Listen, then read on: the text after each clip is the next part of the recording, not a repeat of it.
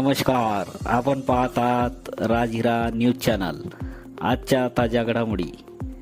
उमरखेड तालुक्यातील इडुळ या गावी आज दिनांक 18/4/2024 रोजी नाथा मुक्कावार मंगल कार्यालय येथे महाविकास आघाडीचे हिंगोली लोकसभेचे अधिकृत उमेदवार नागेश पाटील आष्टीकर यांची जाहीर सभा घेण्यात आली। या सभेला खालील नेते व कार्यकर्ते उपस्थित होते। त्यामध्ये माजी आमदार प्रकाश पाटील देवसरकर, माजी आमदार विजयराव खडसे, सामाजिक कार्यकर्ते साहेबराव कांबळे, माजी बांधकाम सभापती राम देवसरकर, तातू देशमुख, प्राचार्य मोहन मोरे, संगीता पोपुलवाड, प्रदीप पाटील देवसरकर व इतर कार्यकर्ते उपस्थित होते। या सभेला आगामी काळात आम्ही अनेक विकास कामे पूर्ण करू असे आश्वासन महाविकास आघाडीच्या उमेदवारांनी दिले। त्यामुळे या सभेला प्रचंड प्रतिसाद मिळाला। राजहिरा न्यूजसाठी मुख्य संपादक दिलीप मुनेश्वर, उमरखेड।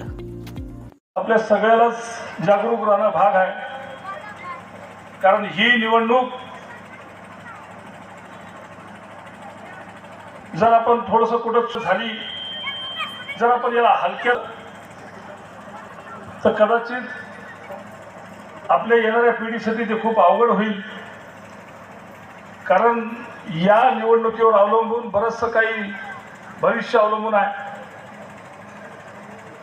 मग ते संविधानाचे विषय असेल, संविधान आज त्यांना बदलायचे मनसुबे आहेत। 400 पार त्यांना फक्त ते संविधान बदलायसाठीच पाहिजे, आणि संविधान जर बदललं तर पुन्हा या देशामध्ये निवडणूक होणार नाही। आणि एक जे बाबासाहेबांनी इतक्या कष्टाने आणि जे भारत देशाचं आपलं भूषण आहे, हे संविधान अति महत्वाचं आहे।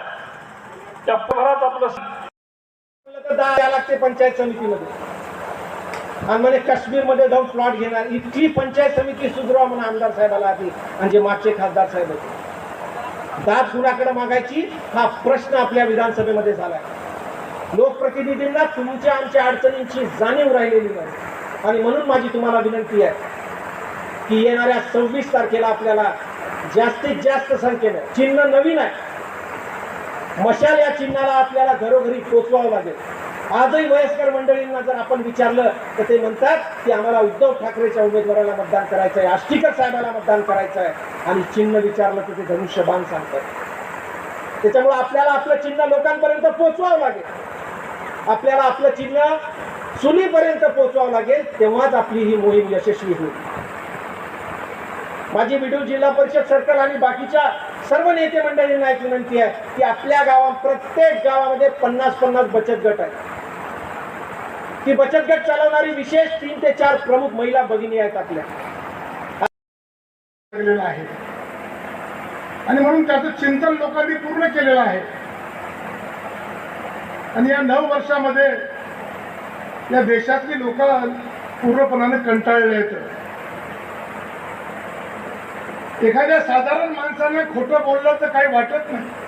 भागामध्ये फिरत असताना साहेब, बंदी भागामध्ये रस्त्याच्या परवानग्या नाही, वाईल्ड लाईफ आणि फॉरेस्टच्या परवानग्या नाही साहेब, आणि त्या परवानग्या साहेब आपल्याला सेंट्रल लेवलवरून द्याव्या लागतात। आज तुम्ही निवडून जाणार आहात सभागृहात, पण त्या परवानग्या तुमच्या हातात आहेत, त्या तुम्ही आम्हाला दिल्या पाहिजे साहेब। फक्त मी मागणी मागायला आलो आहे, ते दुसरं काहीच नाहीये। त्या जर परवानग्या दिल्या तर साहेब बंदी भागामध्ये जसे म्हणले तसे रस्ते होऊ शकतात। फॉरेस्टच्या आणि वाईल्ड लाईफच्या साहेब परवानग्या या सेंट्रल लेवलला आहे। त्याच्यामुळे साहेब हेच मागणी माझी आहे, आपण गेले आम्हाला फॉरेस्टच्या आणि परवानग्या द्या। तसेच मी पूर्ण करून ठेवलेली आहे साहेब, सगळ्या कागदपत्राची फक्त परवानगी राहिली आहे। दुसरं असं साहेब, या रस्त्याने येताना माझ्याकडे गाडी मोठी आहे, फॉर्च्युनर, जाता येतं साहेब कंबरट गेलो या गाडीमध्ये, इतके रस्ते खराब असतात। हे त्याच्या पदाधिकाऱ्याच्या कानावर घातले साहेब, रस्ते करा, त्याला बजेट नाही। आम्ही साहेब सेक्रेटरी नंतर एससीला बोललो, याचं काम सुरू करतो, पण तुमचे पदाधिकारी अडवतील, तिथं काय करताय तुम्ही साहेबराव? साहेब काही नाही, तुम्ही त्यांचं काय बोलायचे ते बोला, पण करून घ्या। स्पीकर ऑन करून फोन केलाय, डॉक्टर अविनाश खंदारे साक्षीदार आहेत त्या गोष्टीचे। संबंधित पदाधिकाऱ्यांना बोलल्यानंतर पदाधिकारी म्हणतो टेंडर काढा साहेब, मला माहिती नाही। साहेब टेंडर काढले तर 3 महिने गेले असते, आणि पावसाळ्याच्या नंतर ते रस्ते झाले नसते। साहेब इथे रस्ता सुरू झाला ना आमच्या एका फोनमुळे आमच्या प्रयत्नामुळे सुरू झाला, पण त्याच्यानंतर सांगलंय त्या अधिकाऱ्याने काय सांगलं साहेब त्या पदाधिकाऱ्यांना, काळजी करू नका साहेब, बगर टेंडरचं काम करतो आणि तुम्हाला मी येऊन भेटतो. काम सुरू करा म्हणजे तेव्हा काम सुरू झालं साहेब. ही परिस्थिती अशी आहे तर फार भयानक आहे साहेब. या तालुक्यामध्ये रस्ते नाहीत, कोण्या गावाला जा साहेब. तुम्हाला जर खरंच इथं करायचे असेल साहेब तर उमरखेड ते हरदारा फाटा आणि विडूळ ते तुमच्या दाजीच्या गावापर्यंत सिमेंट रस्ता करा, एवढीच रास्त अपेक्षा आहे. दुसरं साहेब, या बंदी भागामध्ये याने पूर्ण महागाव आणि उमरखेड विधानसभा मतदारसंघामध्ये फिरत असताना जाणवलं गोर गरिबांच्या मुलांच्या हाताला काम नाही साहेब. फॅक्टऱ्या बंद झालेल्या आहेत, नोकऱ्या बंद झालेल्या आहेत साहेब, काम नाहीये. मी आणि राम भाऊन आणि तातू भाऊन साहेब आम्ही 33 कंपन्या आणल्या, इंटरनॅशनल कंपन्या आणल्या, सिरम सारख्या कंपन्या आणल्या साहेब, गोदरेज सारख्या कंपन्या आणल्या. 5000 मुलांचे इंटरव्ह्यू गेले साहेब, 1247 मुलांना नोकऱ्या दिल्या. या नोकऱ्या तुम्हाला आम्हाला पुढे द्यावा लागतील साहेब, आणखी आपल्याला मेहनत करावं लागतं साहेब. एवढं तुमच्याकडे एक दुसरी मागणी आहे, पुढच्या वेळेस तुम्ही आता निवडून येसाल साहेब, पुढच्या 6 महिन्यामध्ये मात्र आणखी कंपन्यांना नोकऱ्या देणं जरुरी आहे. कारण सेंट्रल गव्हर्नमेंट नोकऱ्या खाल्ल्या साहेब, 2.5 कोटी नोकऱ्या देणार, 2 कोटी नोकऱ्या देणार सेंट्रल गव्हर्नमेंट साहेब. 2.5 कोटी नोकऱ्या त्यांनी बंद केल्या म्हणजे 4.5 कोटी नोकऱ्या त्यांनी खाल्ल्या साहेब गोरगरिबाच्या. त्याच्याकडे तुम्हाला पार्लमेंटमध्ये आवाज उचलावा लागेल साहेब. दुसरं साहेब, माझी कळकळीची विनंती आहे, माझ्या गोरगरिबाचे लोक युपीएससीचे एमपीएससीची एक्झाम देतात साहेब. युपीएससी किती हार्ड आहे साहेब हे तुम्हाला आम्हाला सर्वांना माहिती आहे साहेब. पण युपीएससीची एंट्री सुरू केली साहेब, बॅकडोर एंट्री करून त्यांनी सेक्रेटरी करतायत साहेब. या दिव्याखाली आमले करणाऱ्या विद्यार्थ्यांना न्याय कुठे? तुम्ही खासदार सभागृहात प्रश्न उपस्थित करा साहेब आणि ते क्लिप सगळं व्हायरल करा साहेब, एवढीच रास्त अपेक्षा करतो साहेब तुम्हाला. साहेब, माझ्या संस्थेमार्फत आम्ही 2 सर्वे सुरू केले. या भागामध्ये पूर्ण ऊस आहे साहेब. त्या ऊसासाठी एक सर्वे सुरू केला साहेब. हरदड्याच्या जवळची हिकलाची जमीन आम्हाला 100 एकर जमीन द्या साहेब. माझी टीम, माझी संस्था पूर्ण कारखाना उभा करण्याच्या ताकदीनं मागे लागली साहेब. 75% त्या कारखान्याचा सर्वे झालेला आहे साहेब. फक्त मात्र तुम्ही महाजोडून विनंती आहे त्या टीमला सपोर्ट करा साहेब. ते जर झालं 4-5 हजार लोक साहेब नोकरीला लागतील. तिसरा सर्वे साहेब आम्ही फुलसावंगीला केला साहेब, तो केलाय सुदगिरणीचा.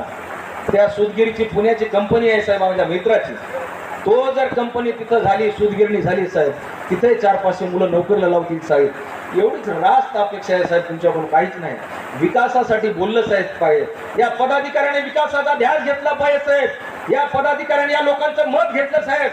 या मताची परतफेड विकासारूपी केली पाहिजे साहेब. एवढी रास्त अपेक्षा आहे साहेब. रस्ते झाले पाहिजे साहेब. बंदी भागात पिण्याच्या पाण्याची अवस्था फार वाईट आहे. तळागाळात जाणारी माऊली साहेब रस्त्यावर मोळी घेऊन जाते आणि पिण्याचं पाणी सुद्धा तिला मिळत नाही साहेब.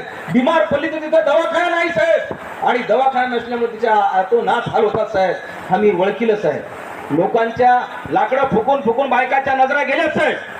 त्या नजरा जाण्यासाठी येण्यासाठी आम्ही कॅम्प घेतले साहेब, आय कॅम्प घेतले, स्किन कॅम्प घेतले. लोकांना फ्री टॅबलेट दिल्या, फ्री आमच्या संस्थेमार्फत चष्मे दिले साहेब. याच्या मार्फत तुम्हाला आरोग्य खात्यावर काम करावं लागेल साहेब. साहेब, जाता जाता जास्त बोलणार नाहीये साहेब. महाराष्ट्र सरकारने 65,000 शाळा बंद करण्याचा निर्णय घेतला साहेब. तुमचा आमचा सर्वांचा रेटा होता म्हणून तात्पुरता स्टे दिला साहेब त्याच्यावर. त्यांनी हा स्टे परमनंटली बंद केले नाही साहेब. त्यांनी पुन्हा सरकार त्यांचं जर आलं साहेब तर तो स्टे उठेल आणि ह्या गोरगरिबाच्या शाळा खाजगी लोकांच्या खिशात जातील साहेब, आणि तिथं गोरगरिबाला मुक्त शिक्षण मिळणार नाही. त्याच्यामुळे साहेब तुम्ही निवडून आल्या माझी ही तिसरी मागणी आहे की शिक्षण हे फ्री मिळालं पाहिजे. हे तुम्हा आम्हा सर्वांचं संविधानामधलेल्या असल्या घटकानुसार आहे. शिक्षण मिळालं पाहिजे साहेब, आरोग्य मिळालं पाहिजे, पाणी स्वच्छ मिळालं पाहिजे आणि तळागाळातल्या लोकांच्या हाताला काम मिळालं पाहिजे.